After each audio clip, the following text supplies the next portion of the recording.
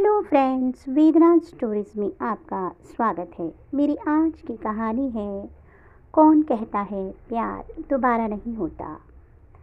सुबह के 11 बजे थे। दरवाजे की घंटी बजी तो अहाना ने बाहर आकर देखा। ये क्या, शादी का कार्ड? किसने भेजा होगा? लिफाफा खोला तो लाल और सुनहरे अक्षरों में अभिषेक वेट्स रोशनी देखकर आंखों से खुशी के आंसू छलक आए।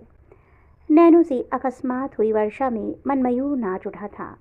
जब मन की चंचलता काबू में न रही तो वह अतीत की यादों में खो गई। अभिषेक उसका सहपाठी था जिसके दो ही अरमान थे, पहला आईएएस में चयन और दूसरा अहाना का जीवन पर्यंत का साथ। अभिषेक सिविल सर्विसेज की तैयारी कर रहा था और Ahana post graduation final year में थी।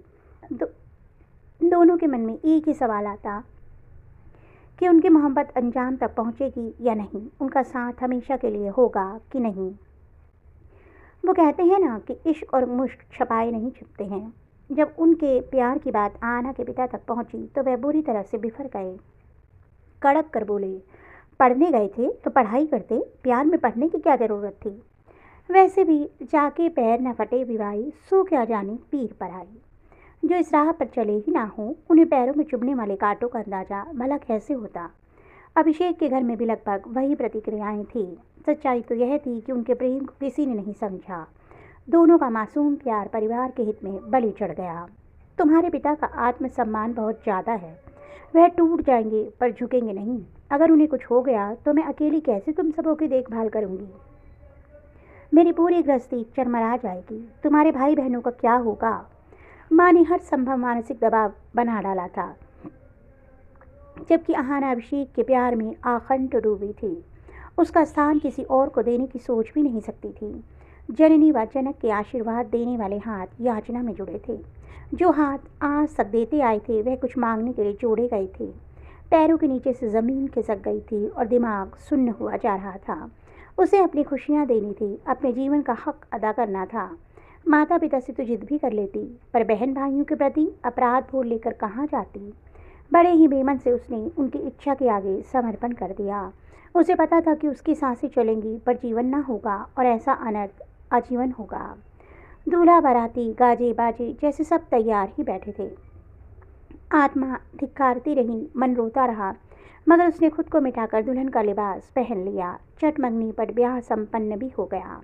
दर्द जब हद से बढ़ जाए तो साथ सैलाब लाता है, एक ऐसा सैलाब जो अपने साथ सब बहा ले जाता है।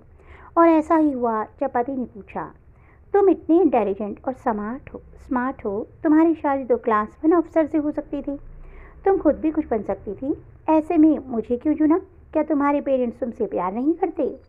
यह सुनते ही अहाना फूट फूट कर रो पड़ी। फिर तो आंसुओं के साथ सारे गुबार बाहर आ गए। पसंद तो मैंने भी आईएएस ही किया था, भावी आईएएस, पर अपने सम्मान के लिए मेरे अपनों ने मेरे सपनों पर पानी फेर दिया। आकाश उसके पति के लिए यह सुनना और समझना आसान न था। कुछ पलों की खामोशी के बाद अहाना को शांत करते हुए बोले कि आज से हमारे सुख दुख एक हैं। मैं तुम्हारे जीवन में खुशियाँ लाऊंगा। अहाना आश्चर्य से उसकी ओर देखते हुए पूछ बैठी, आपको मेरे प्यार की बातें बुरी नहीं लगी? मैंने तो इस विषय पर आज तक आलोचना ही सही है। नहीं, प्यार तो दिलों का मेल है, जो जाने अनजाने में हो जाता है। लड़कों को भी होता है। लड़कियां दिल से लगा बैठती हैं और लड़के व्यवहारिकता अपनाते हैं। तुम तो मुझे बस ये बताओ कि मैं तुम्हारी मदद कैसे करूं।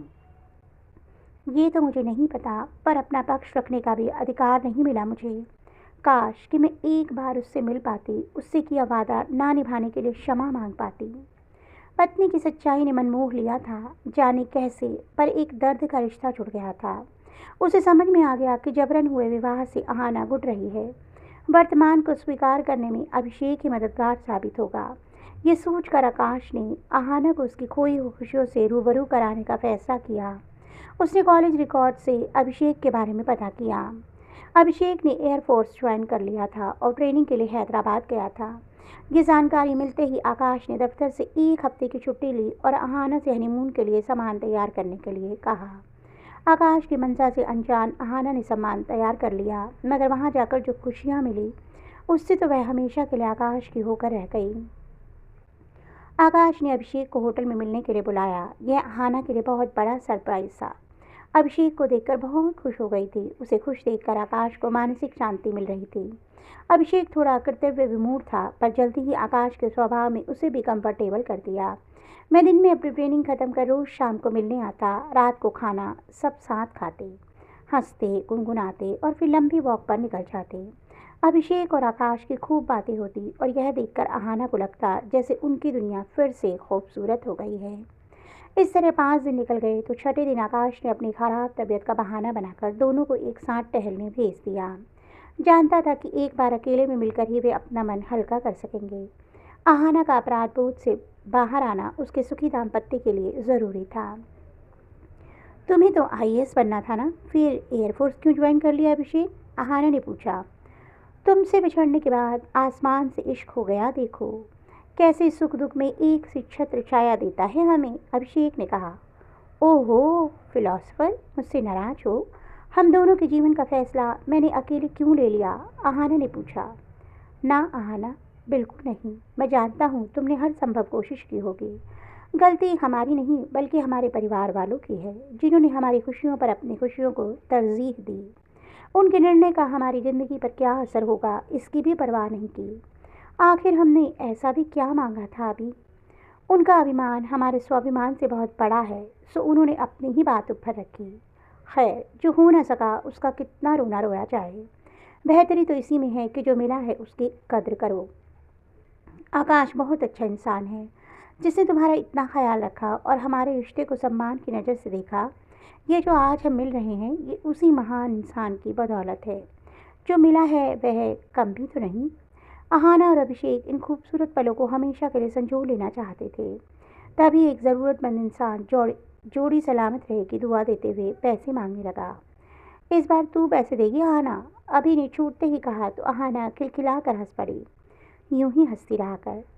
मेरी छोड़ो, अपनी बताओ अभिषेक, तुम क्या करोगे अकेले? उसके स्वर में दर्द था, उसकी चिंता थी। शादी करूँगा, और क्या, स्मार्ट आदमी हूँ, इतनी बुरी शक्ल तो नहीं है हमारी। हा हा हा हा। आहाना तो उसके सेंस ऑफ ह्यूमर की फैन थी। दोनों के कह कहे देर तक उन वादियों में गूंजते रहे। ऐसा लग रहा था मानो सब पर तरुणाई छा गई हो। ठंडी नर्म हवाएं उन्हें छू कर वापस लौट आती थी, मानो पकड़म पकड़ाई खेल रही हों। चांद, जो उनके अद्भुत प्रेम का सबसे बड़ा गवाह था, वह भी उनके मधुर वार्तालाप को सुनकर मंद मंद मुस्कुरा रहा था। कितनी पवित्रता थी उनकी सोच में। वे साथ थे और नहीं भी। ऐसे निश्चल प्रेम पर आकाश भला क्या संदेह करता? वह तो बस इतना चाहता था कि निरीह व अतृप्त हृदय तृप्त हो जाए, ताकि आहाना खुशी खुशी अपनी नई जिंदगी जी सके। अभिषेक ने घड़ी देखा, 10 बज गए थे। उसने आहाना को होटल तक छोड़ा और उससे विदा लेते हुए एक वादा लिया। वादा कर, हमेशा खुश रहेगी। वादा। मेरी दुनिया भी रोशन हो जाए, ऐसी दुआ करना। सुना है अपनों की दुआओं में बड़ी ताकत होती है। जाते जाते अभिषेक ने आहाना से कहा। ज़रूर। आहाना ने हामी भरी। इस बात के 6 महीने बीते और आज शादी का निमंत्रण पत्र पाकर वह अपराध बोध से बाहर आ गई। वह अभिषेक की खुशी में बहुत खुश थी, उसकी दुआ को जो कबूल हो गई थी। उफ, सोचते सोचते शाम हो गई। आकाश आते ही होंगे। वह आकाश के पसंद की पोशाक पहनकर तैयार हो गई। महीनों बाद उसका मन आज़ाद पंछी सा उड़ना चाह रहा था। कौन कहता है कि प्यार दोबारा नहीं होता? वह आकाश से यूं ही तो नहीं जुड़ गई है।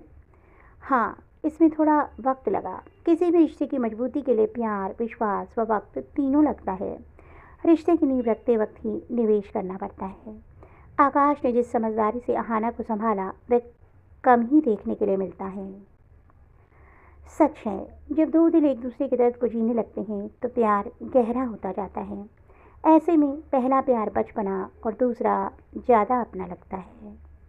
तो दोस्तों, आपको मेरी कहानी कैसी लगी कमेंट बॉक्स में अवश्य बताइएगा। यदि कहानी अच्छी लगी हो तो कहानी को लाइक करना मत भूलिएगा। जल्दी ही ऐसी अन्य रोचक कथाओं के साथ आपको मिलूंगी। तब तक के लिए बाय बाय।